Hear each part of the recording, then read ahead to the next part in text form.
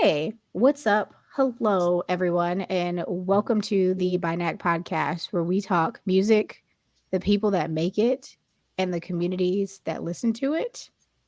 In fashion of introducing ourselves, I said that these introductions wouldn't be music related, but I think they might be. At least I'm two for two.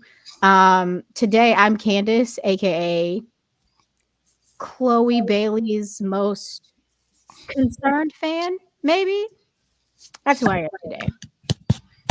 Andy, who are you today? Uh, just a scrumpy old man, I guess. I don't know. I don't know. I just been kind of off of it for past couple of weeks. I can admit that. What's in the air? I mean, spring's here. Spring's finally here, and we're out of the thick of winter. Now I can't talk. We're out of the thick of winter, but it feels like I don't know. It feels like we're still shaking off like winter. Like it's been 2 weeks of spring, officially spring. We're shaking off the rest. We're still like getting out of hibernation and stuff. So, um, maybe that's it. But it's been a whirlwind 2 weeks for me too, or 3 weeks, 4 weeks. We haven't recorded in a few weeks. Um, and in that time, I've turned 30, so I'm officially an old fart. I don't know. You got those aches yet? No, stop putting that on my life, Oh, you haven't. please. I mean, I was sore. I think I had like I pulled some muscles because I didn't go to the gym for a week or so, and I pulled some muscles, but I think that was it. I can't tell if it was my muscles missing the gym, and that feels weird because I don't feel like muscles do that. They do Um, muscle memory. yeah, well, I did not like that, but that happened, and then I had to travel for work. And as a fully remote employee, that is a very interesting thing. Like it's nice. Don't get me wrong. I do like, meeting the people I work with in person. That's cool. But it's a lot of work. It's a lot of work being at work in person. So, um yeah, that was a lot. Also, for anybody watching the video, I left my ring light at my friend's house, so that's why I'm a little darker, but it's fine. I still have a little bit of daylight outside, so we're gonna work with it. Oh Lord, you're going your thing's going to turn black by the end of this episode, ain't it? No, no, I have some outside light, and then I'll just I'll close the blinds. Um, yeah, but I have a smidgen of outside light left, so I'm gonna take advantage. But going back to who I am today, I just have to start our episode off with some thoughts and some feelings to get us back reacclimated into, recording and kicking off spring and all that. Every season, I think we have to realign here on the podcast because we got to adjust and things be happening. So coming into spring, I have some thoughts and feelings and maybe even some questions. First of all, I need y'all to respectfully lay off Chloe Bailey. And not saying that you cannot have criticisms because I will get into that piece of what I'd like to say in a minute. But lay off. You know what? Actually, I'm gonna even backtrack for 1 minute. Lay off Black women as a whole. I didn't even think that this was gonna come into play, but it's gonna make sense in a second. Um, lay off, but especially the music piece of what I'm gonna really dig into is laying off Chloe Bailey, but lay off Black women too. Um, at the time of this recording, it would have been what 3 4 days since the ladies NAA or NCAA championship game or whatever. I don't even need to repeat the headlines there. You've already seen them. Fuck off. Just fuck off. Go away.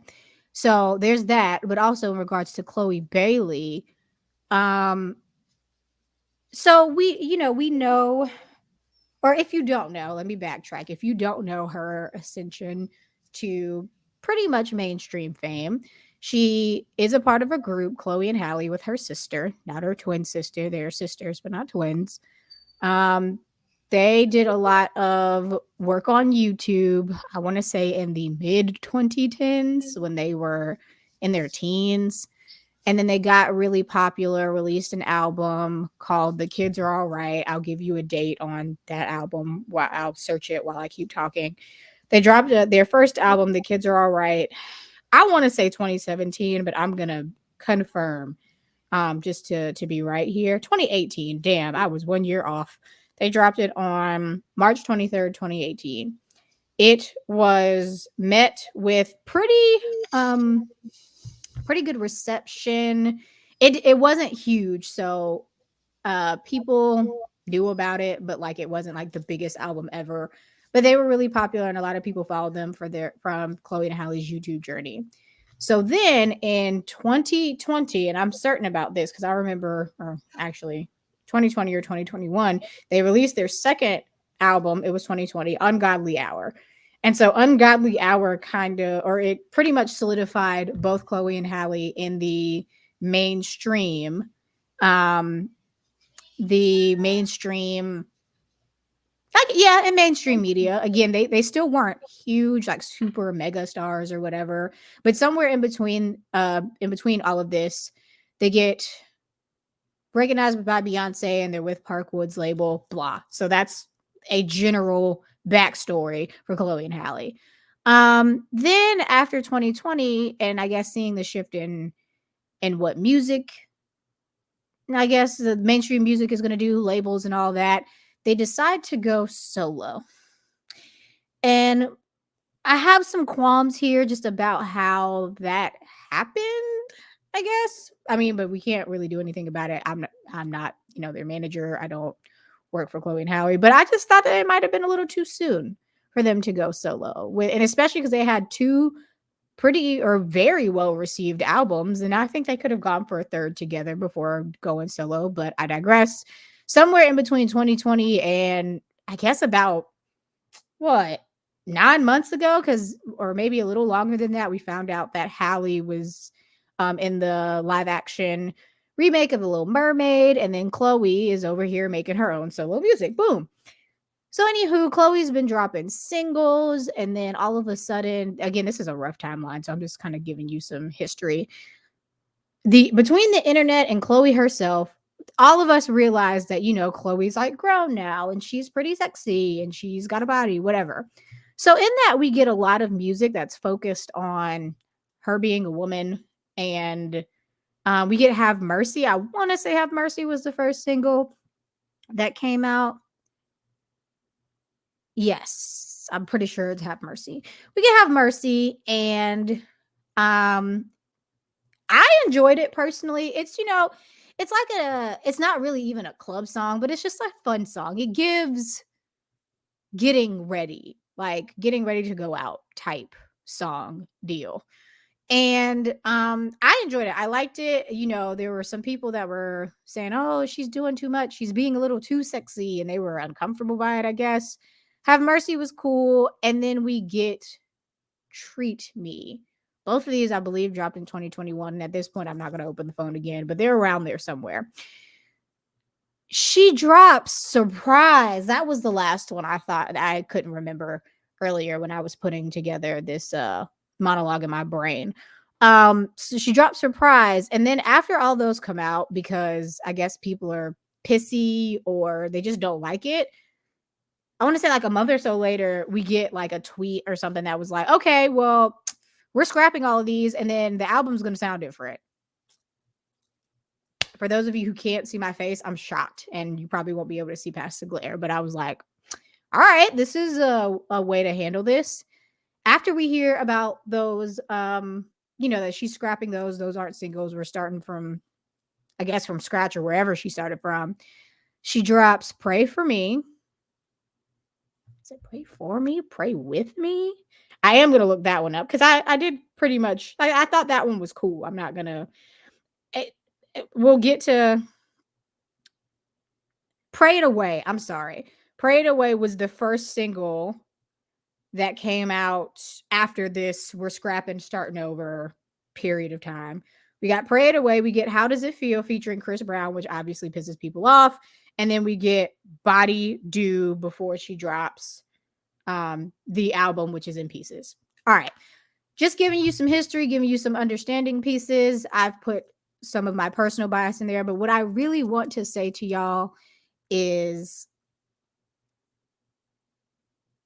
lay off black women for sure, but like Chloe Bailey is obviously figuring this music shit out. And yes, her alignment with Parkwood and then, you know, Beyonce definitely gave us a huge, like, we had expectations, and we had expectations just hearing her music with her sister and knowing how talented her and her sister really are. But honestly, this project, it's okay. Like, it really is just okay. It's not great. It's not like phenomenal. It's got some nice songs on there, but it is just okay. One criticism that I do want to give of it is that it sounds very manufactured. It does not sound like she had a lot of input, or if she did, it does not sound genuine. It sounds like, to take it a couple episodes back, that one of them, it literally sounds like one of them AIs wrote and said, let me pick some features. Like, it almost sounds Well, I'm not too familiar with the project. I haven't listened to it, robotic. Yeah. but from what I've heard from reviews is, like you said, it's been like, it's cool, but it sounds like more like Beyonce throwaway tracks or stuff that she would probably, they've been written for her, or at least. And I guess, and my problem, a lot of the problem that I have with it is that and I can't speak with 100% certainty, but it doesn't feel like Chloe, it's like she didn't have any input here. It feels so like it does not. Chloe and Halle are known for like their lyricism and like the way that they can create things. So it feels like she's almost not involved. Like, she's performing the music, but she's not involved in any way, shape, or form. And that is the biggest criticism I have. And if it comes out that, you know, fuck me, I'm wrong, and this is the music that Chloe wanted to make, then all I'm going to say is, Chloe, we expect more. And I'm okay with that, because I would rather tell artists that I'm interested in, or even artists that I'm fans of, that I expect more of them, than to just say, nah, your music all right, and I'm going to accept this. So that would be my main criticism. But otherwise, lay the fuck off. Like, y'all are being really weird, and, you know, like, calling her a flop and like all this stuff. And whatever your personal opinion about her or her body or whatever it is, even I listened to the album at least twice, maybe 3 times. And I mean, it's not the word, like, y'all listen to worse shit. So I will say that. So y'all coming for her, listen, y'all have there are some of you who have worse taste. So leave her alone.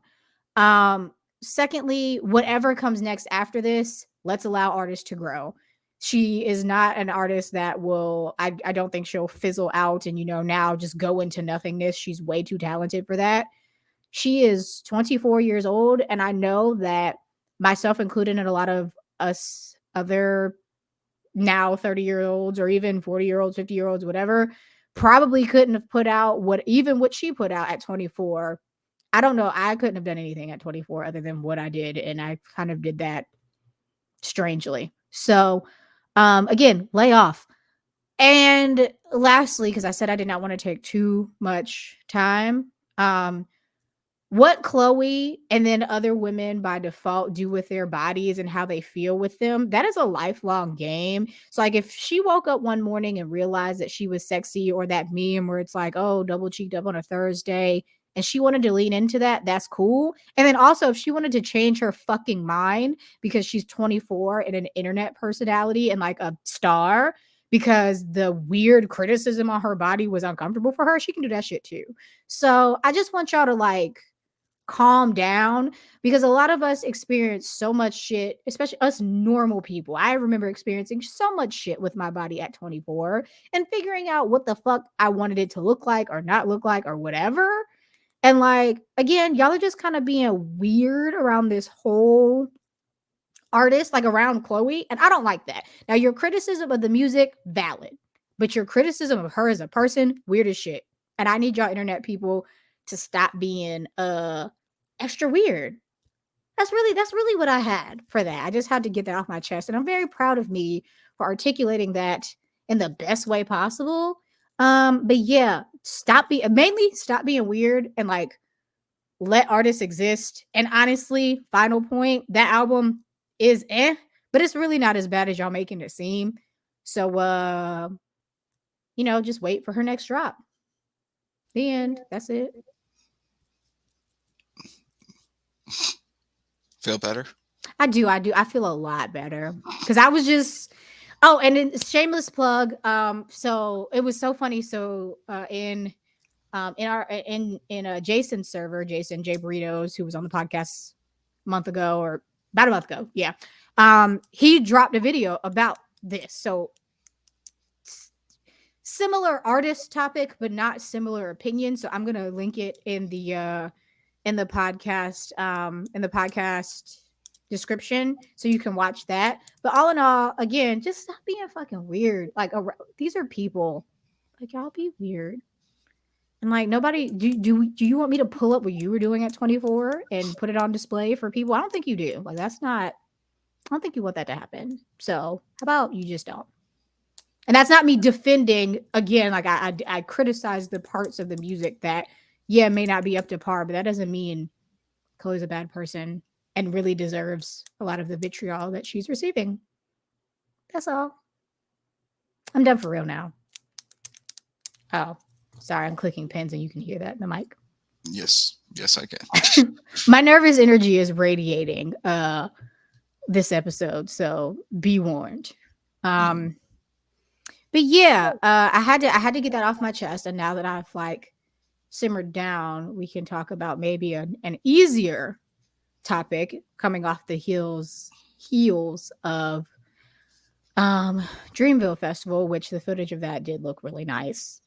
Tamara, best friend of me and the podcast, went with her boyfriend and they had a good time. The footage looked great. But coming off of that, question, are concerts worth going to anymore? I'm gonna have you start because I have a definite easy answer, but I feel like the answer is not that easy. I feel like it's layered, but I have a pretty solid easy one. So are concerts worth it? As I was saying before, I was interrupted by a run-in from one of the women in my house.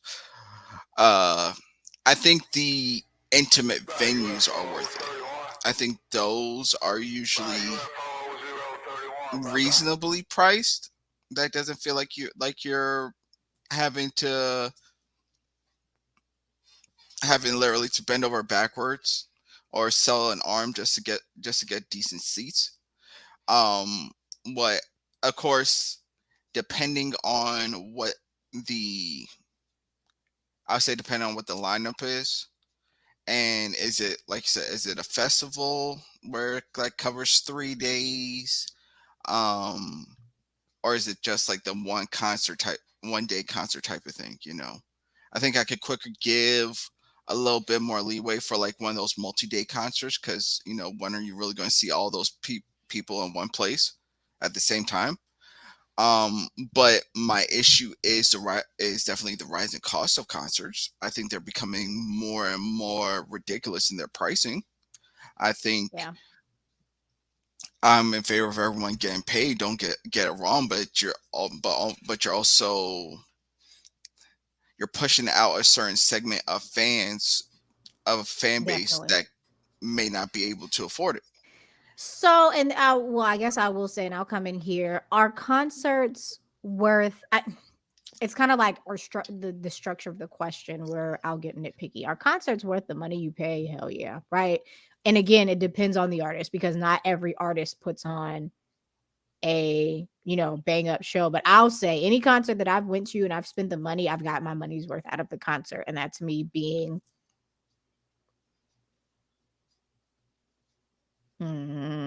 choosy, like just being meticulous on who I'm going to see. So Mhm.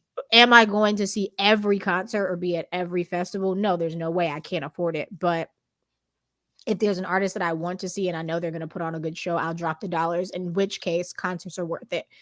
Now, to your point about kind of pricing. Basically what's happening is certain levels of fans are being priced out. No longer are the days where, again, like, first of all, let's keep it a buck, club shows aren't safe. They're not only are they not happening, and they're happening at like the kind of indie come up level, but they're not safe. We know what happened with Glorilla and like all of that jazz. Now, So I'm gonna say those concerts. Now I've been to certain things that are still quote unquote clubs. yeah, I mean, but That I'm thinking about when you talk about pricing out fans, like that used to kind of be an entry point. Oh, I'm gonna see you. I'm gonna go to the club, and then I'm gonna see you too. I'm gonna go to this spot and see you too.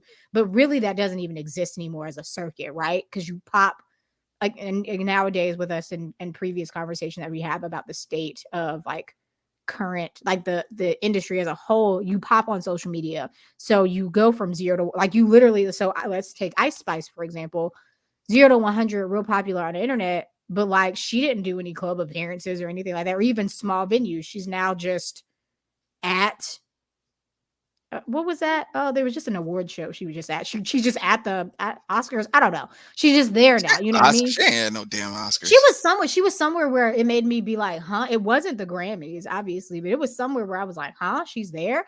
But either way, like, so that's what happens, right? You go from zero to performing with Drake, which is like, again, like, there's no. We kind of know what Drake is all I mean, about. you know what I mean. I'm just saying, like, performing, like, that's just where you end up. Like, my point is not whatever they had going on outside of it. That's not my point. It's just that's where you end up. Like, you're not doing. There's not a small circuit. Like, even I think back to Nicki Minaj when she was bubbling or whatever. She did a lot of stuff in New York because that back in the day, that's what you did. And so you had the opportunity to kind of get in on the floor and be a fan and get some shows where your artist popular, yes, and even like, going on to sign a deal or whatever, but like you still got to see them at a venue that wasn't like an arena or a stadium. So, um when I was speaking earlier, my definite answer is still yes.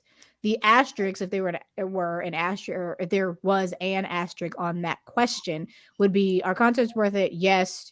Pay for who you think puts on the best show for your best money. Yes, but are concerts becoming very inflated along with the rest of our society, like as far as paying for them and stuff? Also, yes.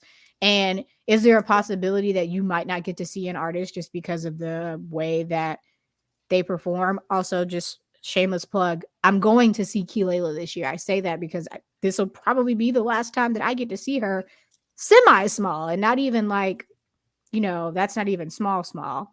But but I can only say that because I have the privilege to be able to afford to like go to Beyonce and then maybe afford a second concert too. So are they worth it depending on who you are? That's a question that you have to ask yourself and your pockets. All right. So while I'm trying to bring up something in the background as put the pen away. It's not the energy. It's just I'm trying really hard. I'm trying to touch something else. It's not working. so Apologies, listeners. It's just nerves today. so trying to find. Okay. So so this is actually coming up around my way. So not around my way, but in the DMV area. Something in the Water Festival. I've been wanting. That's Pharrell's festival, right? Yep. Yeah. That and Broccoli City are two that I've been wanting to go to. It's just been, passing and money stuff. So for a 3-day general admission ticket, this is tier 5, so I'm sure everything has gone up. So its base is $400, and then of course whatever the processing fee, which I have no idea what these fees always include, but that's an extra $50 on top of that. And then if you need a shuttle pass for a that's another $50. A what pass? What was that last part? Shuttle pass. Oh, So shuttle. Yeah, that makes sense. yeah, so that's 50. So for 3 days, that covers you for so it's $50 and then 536 for that. So if you're going for 3 days, you're looking at about what 400. It's like $500-$600. Yeah, about $600, right? And to me, that I mean, because those festivals hopefully have a good lineup. Like for instance, I don't know what the price for Dreamville is, but like Dreamville's lineups have been phenomenal back to back years. I could consider paying it because you get like what 20, 30 concerts in one. Well, well, we're just using something in the water as our Right. as our baseline because I have it up here in the background, right? Hmm. Uh, let's go with you got 100 Jex or Gex. I have no idea. I think I've heard of that one too. I think Um, Amin Amine, I've uh, never heard of that one. Araya Star, uh, No. Babyface Ray, Bad, Not Good. Oh, Amine, you're reading the artist names. Yeah, Okay. Okay. All right. That's Black Sheriff, Amine. Black Sheriff, Chica, Clips.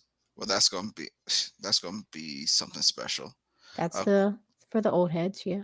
yeah, but that's hometown. Mhm. That's It'll be hometown. fun. Coil Ray.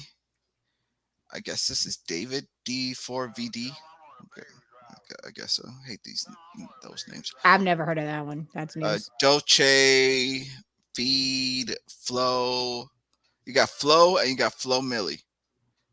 All you need is Flow. Flow being the girl group. They're a girl group, I believe. Like capital F L. Yeah, Okay. Yeah, that's a girl group. Gigi, Grace Jones, Jay Farrow, Jasmine Sullivan, Jesse Murphy, Kamazi Washington, Casey, Katronada, Kelani, Kenny Beats, I would chew off my left foot to see K Tronada live again. I uh, would. I'd do that. Just uh, one more time. Kid Cudi, Kitty Cash, Lotto, Dirk, Uzi Kitty Vert. Cash is a name I hadn't heard in a while. Okay, keep going.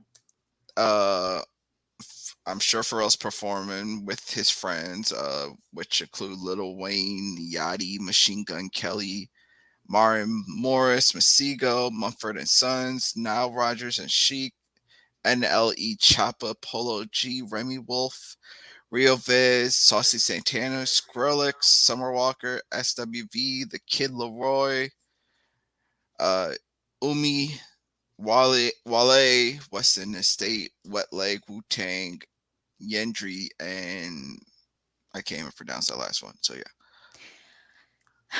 So the thing is, here's my thing. $600 actually is not a bad deal for a lot of those artists. I would literally, like I said, K Tronada and a couple of them other artists alone, I'd be straight with. My problem is, so here we are at the tickets. The tickets are $600, and I have to get there. And because I'm a lazy bum, I'm probably gonna fly.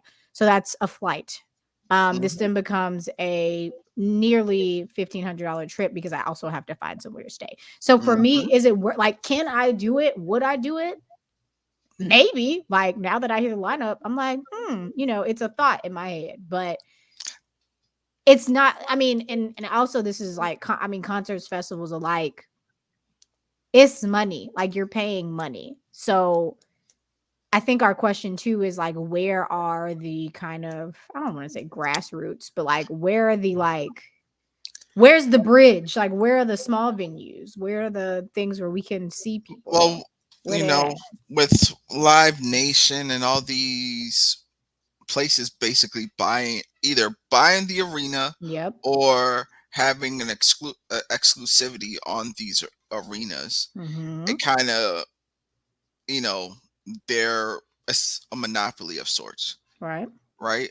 And like I said, for festivals, I think we can all agree for and we just using something in water as the line as our test case.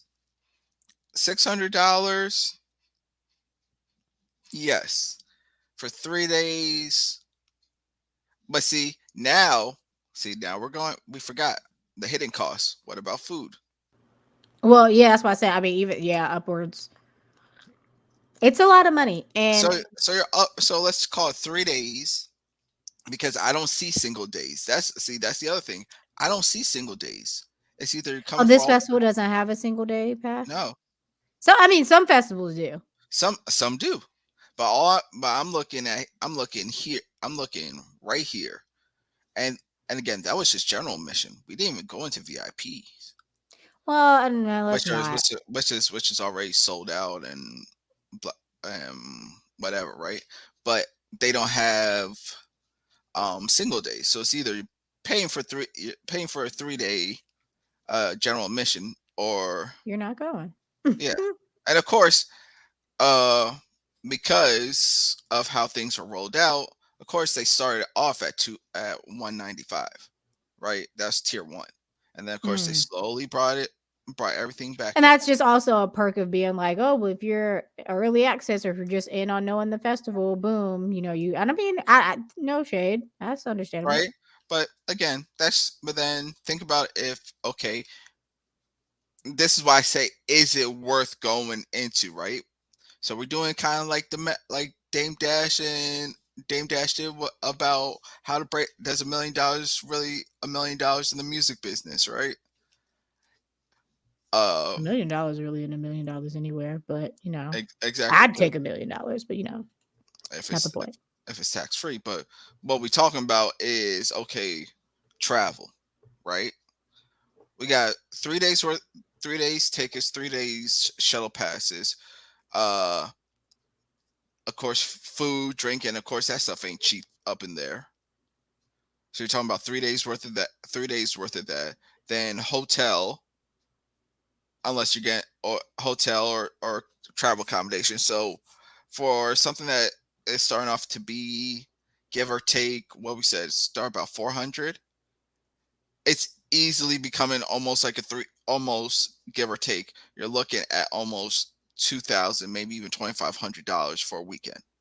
Yeah, and I mean, festivals particularly, I mean, both concerts and festivals are a luxury. They're not like this point, they're not something where it's like, oh, I just go to concerts. So and They're a that's luxury. and I want and thank you for pointing that out. It's a luxury. It's a luxury item. Yeah, and like concerts did used to be accessible, like where it's at some point, not all of them, right? Like I could guess, this is me guessing, but like, when Michael Jackson got big, that was a luxury. Seeing Michael was a luxury. It wasn't like, oh, we get in and we pay $5 for tickets. But there also used to be things where performers like not or yeah, I mean probably even Michael not didn't do free shows, but at some point there was a place where you could see Michael accessibly at some point in his career, I'll guess. Okay, so But yeah, concerts and festivals are a luxury. They are not, something that you can passively go to. yeah. So I was just trying to see, because you mentioned Flow, and they're performing at the 930 Club in DC, around, close by me. How much are their tickets? That's sold out. Oh no, but how could you see how much they are before? That's what I was Maybe trying. not. That's it. Yeah. Oh, and that's the thing. Like I'm sure. So even in DC, right? So when people pop up in your city, it doesn't happen for me very often, but that is a rant for another day. But when artists, show up, again, they're normally fairly reasonably priced, right? That's where you're getting your general admission, you know, shows. Like, so where you go, tickets are, let's say, $25, $30. And that was another thing that I wanted to say about Chloe. And I'm going to just say it very quickly. People were talking about her tickets being cheap. Like, I think it was if she was starting like a small tour. That's the fucking point. Like, she's not a she's a star and very talented, but she still hasn't earned her stripes to be charging 200-300 goddamn dollars for a ticket. But All right. So tangent. just to jump in, I had to go down, but just like say for like Conway the Machine, right? His, his tickets are going to be selling at $32. That seems low to me. But okay. 32, okay. Like 32 in like a general admission type place. It's standing Yeah. room. Mhm. So 32 seemed kind of low for I mean, I feel like maybe they've earned I'd say 50 for him, but maybe again that's a guess for me. I would, for again, this is this venue, so it's like, now if I go, now again, I don't know if I go up to, let's say, Fillmore, which is where Mhm. Wayne, We have where, a Fillmore, or we being Charlotte has a Fillmore. yeah, Live Nation. So let's see, Masego, right? Masego, sorry. Mhm. Let's see. General admission, and these are of course So just for resale values, 150. Not the regular tickets. Like that's like a scalper selling it or something. Yeah, and I'm just but I'm on their website, and guess what? That's the only one that you can. Yeah, that that's how it be. Yeah, but I And mean that sounds about right too. yeah, so and if you wanted Lil Wayne, for example, you're looking at $350. Yeah, but I mean, and that's the thing. I don't I can't speak from a previous iteration of the music industry. I don't know that mainstream concerts were ever accessible. So I will start there. I don't know that like if you're seeing your big stars that you get accessible ticket prices. Um but what we do know is that like you said for Conway the Machine, um $32 is now that's an accessible price. Like if you wanted to do it, that's a little bit cheaper. And again, we get into the weeds here of talking about concert deserts, Columbia, South Carolina, where like even to access those tickets, I still have to make a drive I or something. I paid I paid because I went to Candy Center. I told you about this. I think I paid, and they were for where we were sitting. I paid maybe about, give or take, if you want to throw in parking, maybe $60 each. Dizzy Jameson. Right. And No, like, no, so that's no, to see Neo. oh, Neo, that is right. That is right. Yeah, and so I mean, either way, right? We talk about like those are accessible shows. Like when at those venues, they're accessible shows. When we get into the again the asterisks and the caveats of the question, for one, where are you located? Because yeah, you have the luxury of being in the DMV area, so you're not having to book a flight every time somebody shows up. So there's that. True, but the bad thing about us is that we either get the it's either one or two things. We either get the hopefully you get a weekend show so that you can actually enjoy it, or they come midweek. Oh, well, now that is a first world problem. We are not going to talk about concert accessibility because you can't get off on Wednesday because kids Nah, can't. Because, like, or not say kids, but meaning like, the the non-respon the non-responsible people, or the yeah, people. people who don't care about weeknights can Yeah, go. But like I said, the major, asterisks and caveats to this question are, where are you located? Are you in a place where accessible shows can even come? Because like if you're asking me personally, I am kind of in a place, but I don't like we have mid-level music venues. But if you're trying to be like a part of mainstream music, the answer to that question is no. Like we don't have a venue that's in between. So we either get superstars, we get the weekends and the Beyonce's occasionally, but it has to be stars aligning, right time and type shit. Or we just got like that concert with Keith Sweat and all of them. I can't remember who that concert was, but like that R&B concert. We get a lot of those. But your again, your biggest questions are you in an area that you can even get to accessible shows? Because first of all, there are some cities that have no music venues at all. So we're discounting people that like might live in a small town that has no music venue. So that person has to drive to the nearest biggest city anyways, regardless. uh, so so just to So put you're the going there. That's a point. right. Uh, Again, this is which is funny because it's Ticketmaster, but we all know Ticketmaster just mm. Anyway. For I just looked up the Drake tour, right, with 21 Savage. You're looking at for being in the 400 section, which is all the way up. So no, basically Yeah, I no heard about seat. these prices. A price that I'm not going to pay. $271. There's no way in hell. And that's row J. There's no way in hell. Of course, if you want No. floor seating, you're looking at upwards of, because you're gonna put those fees on there. You're almost looking like $2,000 a ticket. I wouldn't pay $50 to see Drake and 21 Savage perform together. So I mean, that's just me. But So um now again, Tamara got to see them perform wrapped up into her Dreamville ticket, which I feel like was nice. I would have watched them perform had I went to Dreamville. But like going out of my way to see them on tour, hang that one up. See, No, thank you. Wu Tang's about $50 too. So of course, it seems like the legacy acts are more affordable than the in. I'll just call them in season Yeah, artists. but that's the point. Like, of course, your top mainstream acts are gonna charge you out the ass. Like, that's what they can do. So again, like the true question is, and when you talk about legacy acts, it's again like, are you in an area to see them? Because there are some people who are not, really aren't in an area to have music acts at all. So again, is a concert worth it for them? If every time somebody comes, you have to drive 30 to 45 minutes, I'd probably say no. If you're in a city like mine, maybe. If you're in a city like yours, maybe closer to yes, because if in you between the two of us, you have the most diverse and robust kind of like area for music. So like you have the best chance of seeing a range of acts as opposed to me, where I might see some big hitters might come or whatever, or some really small acts, but like there's not a vast, it's not a range. It's either big people or tiny people or some hodgepodge in between. And again, it's when lightning strikes.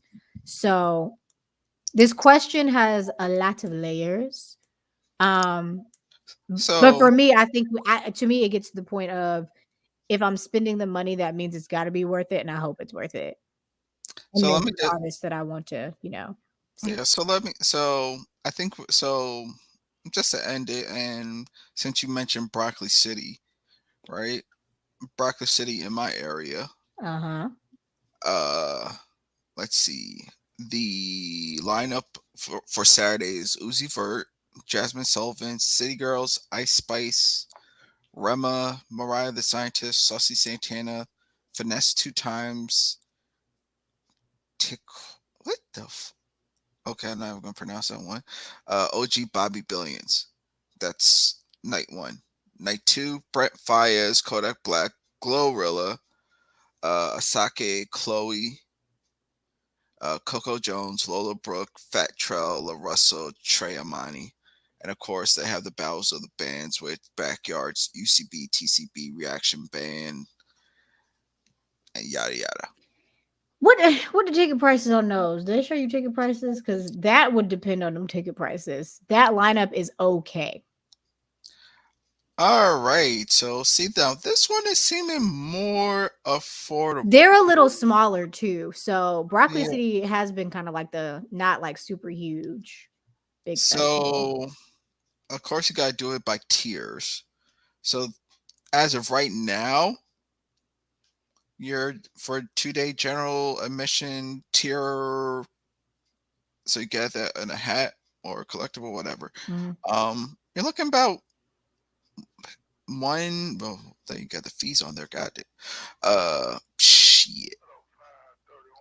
So with that, it's 189.50, and then Now the that's fees. doable. Now the fees are the fee is 61.98. I mean, that's fees.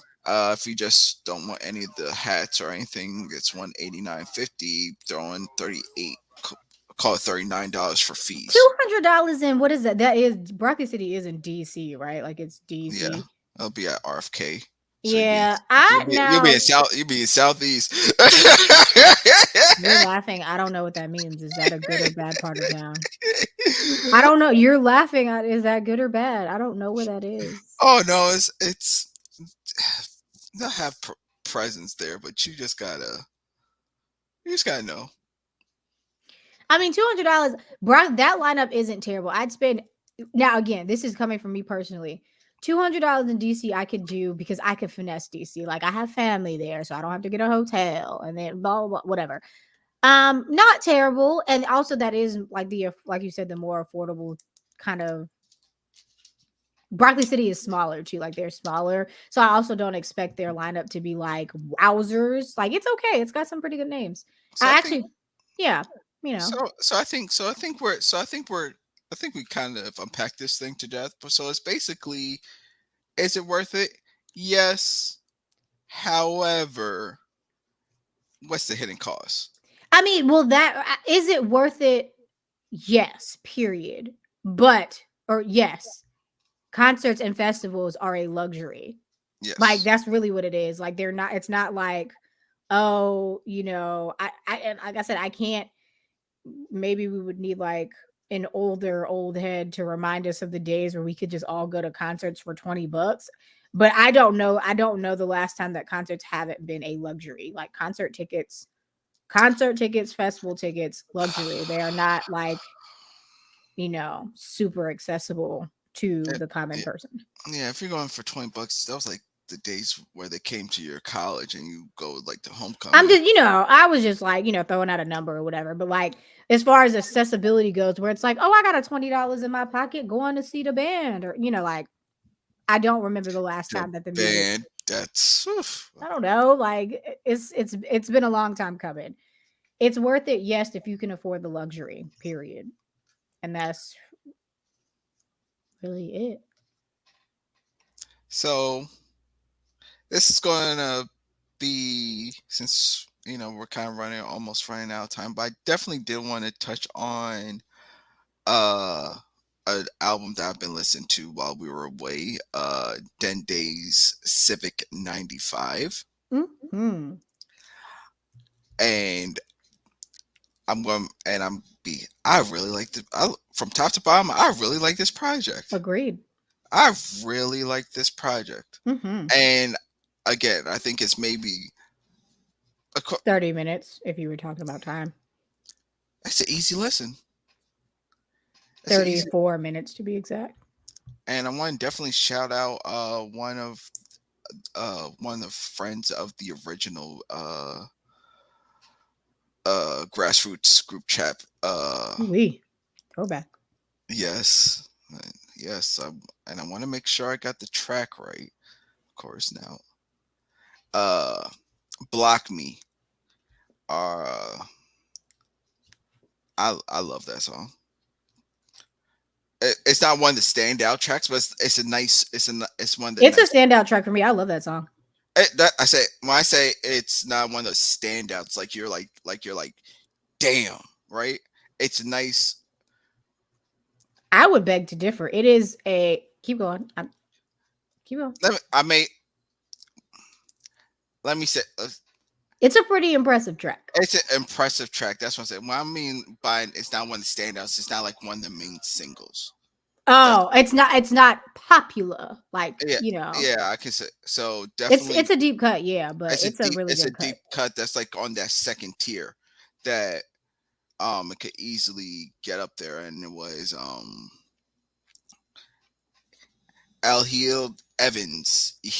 Sorry, I must mispronouncing. Oh, did L produce that or Yeah, thank you. L. Yes. what? Yep. That's so exciting. Shout out to L. Yeah, L. So I'm sorry, L, if I'm mispronounced, but I think L has only ever pronounced their name or as like saw it on a cover one time or nah, he something. nah I don't he's know. I don't he had know. because he went by another name, Mm-hmm. uh he's doing the damn thing. That excites me to know that because I was wondering like what attached me to it, but I like L's production. So it makes sense. Like I'm Yeah, like, yeah, makes sense.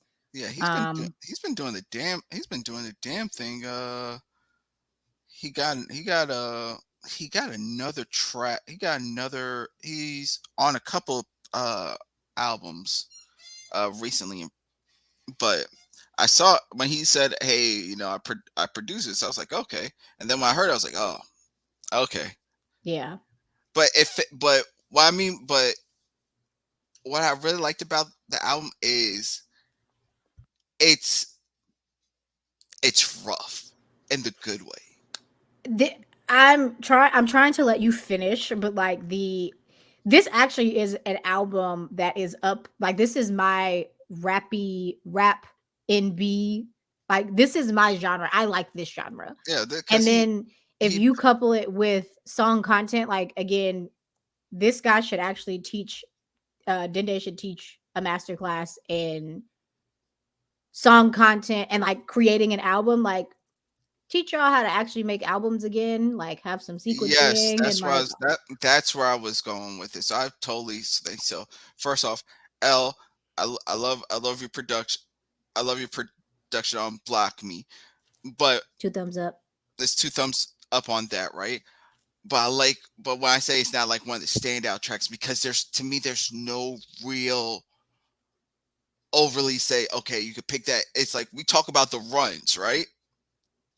We talk about the runs I on the would show. call the entire album a run. I That don't know that boom, that's what I'm talking about. Yeah, there's no runs here, but that's because again, like you said, not only is it a masterclass in like song content and sequencing and actually having a formal project, because of its length of time, you don't get a break. So all of the songs there's give no you fat. that feeling. There's no fat on the album.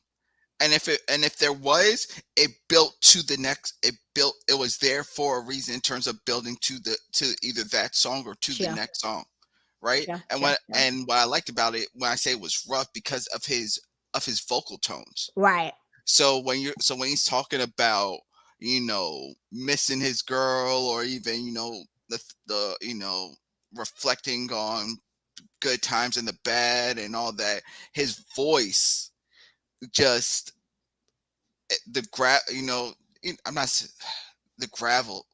Well, that and he also because there are parts that Dende sings, and Yes, the singing, it's like a very it's it's like all a true. balance kind of. Yes, because So like he also raps in right, his. right. So he's rapping and singing, and there's a balance in that. And a part of the roughness to me is it gives me.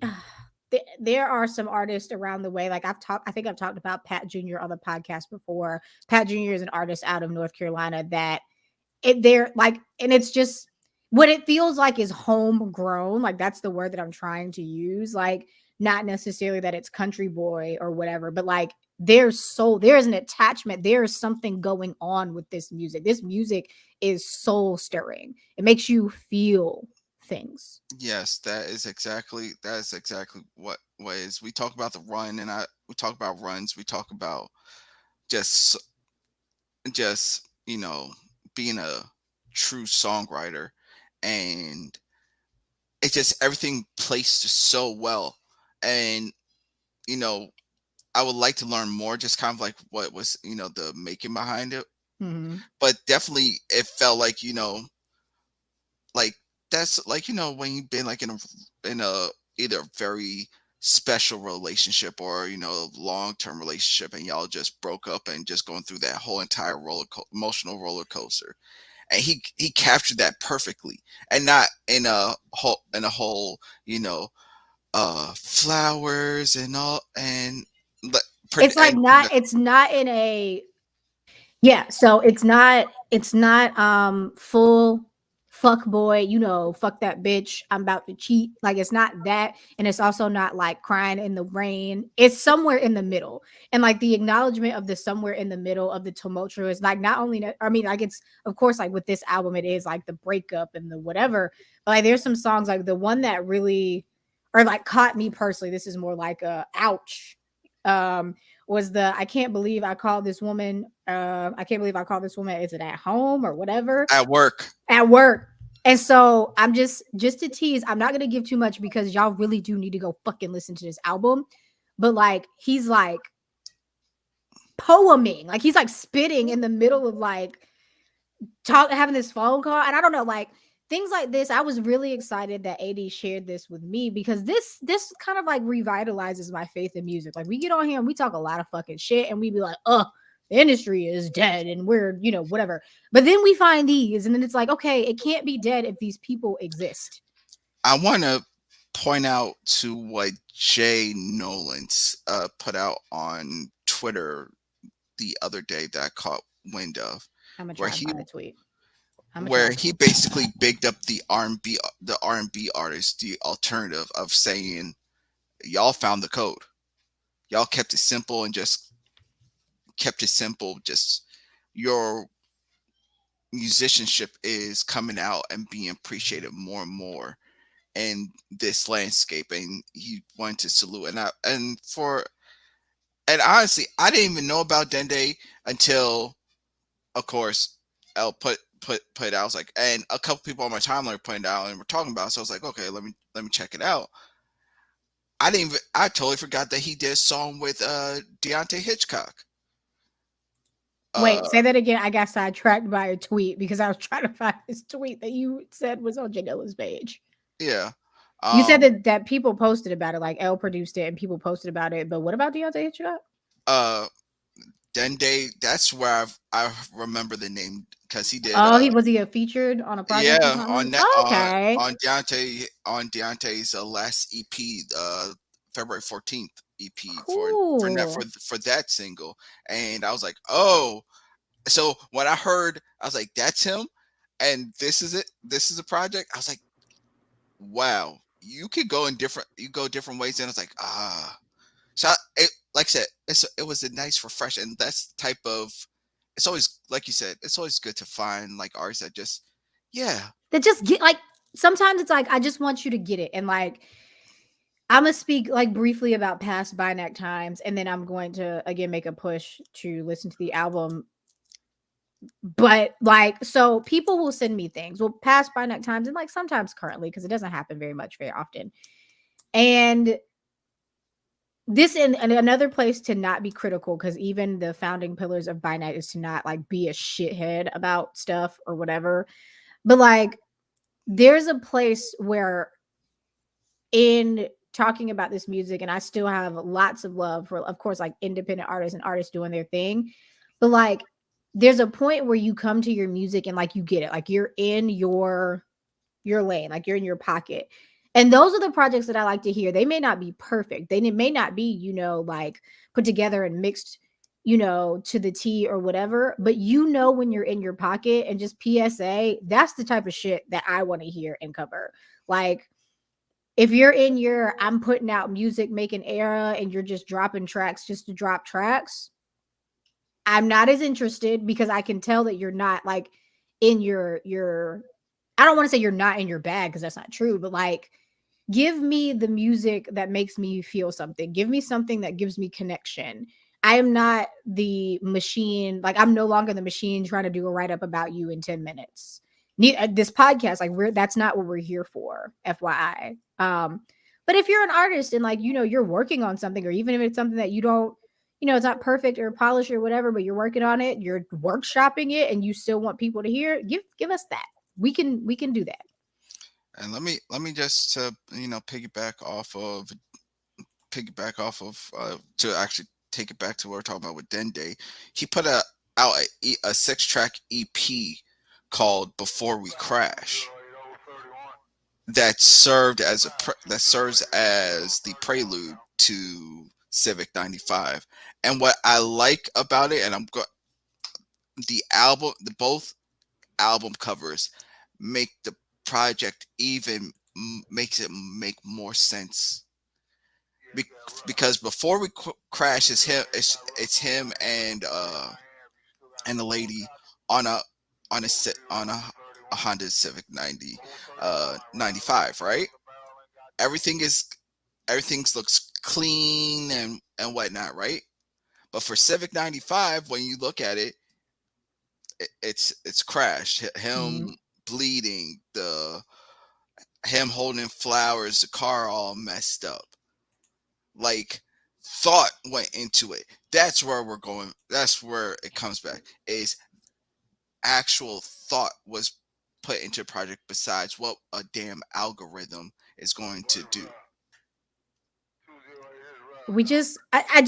I want it. And again, when I even said like things like if you're workshopping or whatever, like obviously, Dende had to think about his like how he would release that, right? Like you said, thought was put into that. But there's just work and effort and a level of craftsmanship that go into albums like these, where we talk and we're just both excited, we both have nothing but good things to say, and we're both really connected. And I only say that and I'm like brought up other artists is to point out that like we can tell when you're like on your press run and like just asking for a podcast placement or somewhere like. And at the time, there used to be times where I did operate like that. Like I was basically, or Binek was trying to be the indie, hub and like do all that stuff. But these days we don't operate like that anymore. And so that's not to say that your music isn't any good or whatever, but we're just not the, hey, can you talk about my project? Like, what, like, can I connect to it? Can I, like, what, you know what I mean? Like, what's in it? And not necessarily what's in it for me, but literally what's in the project. Like, it's, Mm-hmm. does it have, like, does it make me feel things? Can I get as excited about your project as I did about this one or as another one that I've talked? Is it Velvet? I was just listening to Velvet the other day. Like, is it, It's and coming. not to compare to an artist. I'm not saying that it has to be that sonically, but does it make me feel that? Yes, no. Like, those are the questions that I like to ask just to make sure that we're on the same wavelength with artiste. So speaking of that, and I think we can end with this. Your boy's coming out, Which one? Frank. Is it Frank Ocean's my coming. boy? Yeah, yeah, My he's boy? yeah, your He's boy, not my, I told you he's not my boy yet. We gotta Frank. give him another album. Well, he's coming out with another album in Since August. when? In Did August. Was that confirmed? Did he Yeah. actually say that out his mouth? Yes. Because you know Yeah. how he act. Nah, he's confirmed it. Oh, I didn't know. That went over my head. I missed He that. said, "Quote. Uh, let's see. He did say that he was because he's doing it like as a coincides with like an his anniversary. Oh, okay. So he's going to be performing at Coachella as well. I saw that. I actually was confused, or I heard about that or something. I was confused because I was like, he's just gonna be performing old music, but that makes more sense to me now. So of course, fans said that they think that he's been uploading old music to Spotify under an alias. Why would he do that? Who the hell knows? Uploading old music to Spotify under an alias, that don't make sense to So me. the But user, that's the mystery boy. so the user Blindhead uploaded 3 Ocean fan favorites from his 2010 70 track compilation, the Lonnie Bro collection. So I don't know. So and you know his discography on Spotify is only oh but so much. But Hmm. uh but he said it's cut. But from my thing is he's supposed to be coming out. He's supposed to be coming out in August. That's interesting. So yeah. So again, that's as of now. Of course, everything can change, but That will excite a lot of people. He not my boy yet. That's why I was like, my boy. The Weekend was already talking about wrapping up his Dawn FM era or whatever, and I was like, child, okay. something tells me this is going to be a trippy album because he talked about being on hallucinogens. As long as he don't just release it exclusively on Apple Music again, I can get behind it.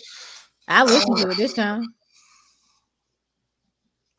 he's he's been he says it because he said he's been in the studio and been on hallucinogens and If the Frank, what are they called? I don't know what his stand base is called, but if y'all like it, I love it. Again, as long as it's on some music streaming service that I can hear, and I'll check it out.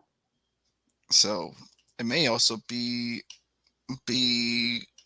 going towards may coincide to a movie he's supposed to be You've doing. lost me. I have no interest anymore. Just especially because Frank Ocean is like secret boy. No, I'll believe it when I see it. So he's supposed to be doing something. He's supposed to be doing something, but as the Okay, thing cool. is, A thing I can get behind. He's yeah, doing something. He's he's working doing on a something. thing. Something is coming out. There's no, you don't just go to Coachella and perform unless, especially since you haven't put out it's been 7 years or Yeah, I something mean, like that. they know something, Yeah, obviously. they know something, you know. So yeah, so he's coming back, just like our boy Jameson is dropping new music. Yeah, Uh, I'm excited. And I mean, I'm excited for the Frank fans. And again, I will be on the train hopefully to listen this time. And again, maybe he will become my boy. Maybe he won't. We don't know. It's up so in the air. so as a live production meeting as we're having right now, I think we should bring Jay back up for that for a review of that project. That'd be cool. That'd be nice. Hopefully it does drop in August, like he's saying. Again, Secret Boy. That's Secret Boy. So he may say August and it never comes out. But That's true. we're holding him to it. August, and Jason can come back to review it.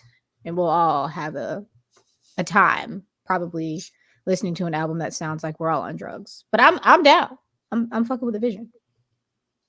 So so when's your pseudo husband supposed to be dropping this HBO show? I don't know. And again, we're still beefing because of it. So I can't tell you. I don't know any other things around it. Oh, you're beefing because of it? Yeah, that show is bullshit. And I don't even feel like talking about why it's bullshit, but it's bullshit. So Well, why is it bullshit? I don't want to. It's S- already been a whole hour. I could go on for it's just know that it's bullshit and I don't support it. So I don't know when he's dropping the show, but I don't care because I don't support it and I won't be watching. Oh, see, we gotta. This is in safe space. You can talk about. They do something to hurt you. I mean, no, he's just dumb. I'm not spending any more time to. I, I might try and find the article. There's an article about it, but it's messy and dumb and dumb. It's just dumb. Like it's really stupid on his part for sure. So I can't support the show because it's dumb on his part. It's dumb. Why is it dumb on his part? The long and short of it is trigger warning. It's something around like sexual assault or something where he's portraying something or there's allegations surrounding him. It's just messy. A lot of it is messy and weird. And whatever the real story behind it is, the fact that it was uncovered behind this show means that he's probably dabbling with some things that he doesn't need to be messing with anyway. Wait, It's like wait. it's either the show, like I said, there's an article about it somewhere. I'd have to find it. Either the show is portraying. I thought it was just about just rich people getting fucked, just doing fucked up. Yes, but again, there's some stuff around like surrounding it that put more eyes on the show other than just rich people doing stupid shit. So, like I So said, I wasn't supporting it anyway because honestly, it just isn't my type of show. So that was originally the reason I wasn't supporting it. Then some other stuff came out about it. And like I said, it's murky and I wasn't interested anyways. And since there's extra stuff around it, okay, I'm not about to be no internet journalist or detective and figure out what the fuck's going on. But I wasn't supporting that show no way. So okay. I think I found it from Elle magazine. I don't know. It's just too much. Okay, I see a couple. I see a couple articles. So I'll There's do. a bunch of nonsense surrounding it. But yeah, me supporting the show will not happen. Oh, torture porn. Oh, okay. Just bad. Yeah, again, just bad all around. So no. Okay. No, thank you. Don't want it.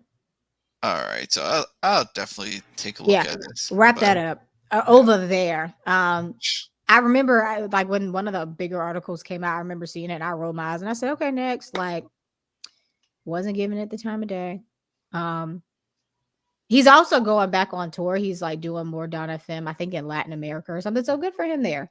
Go tour. Stay away from that show or whatever you're doing. well, Mhm. we'll see. We'll see what that is. All right, wrap us up. Yeah, I mean, really, realistically, there's no new noise because the new noise is go listen to this freaking Dende 95 Civic album. Um, yeah, go do that. It's really good. The end.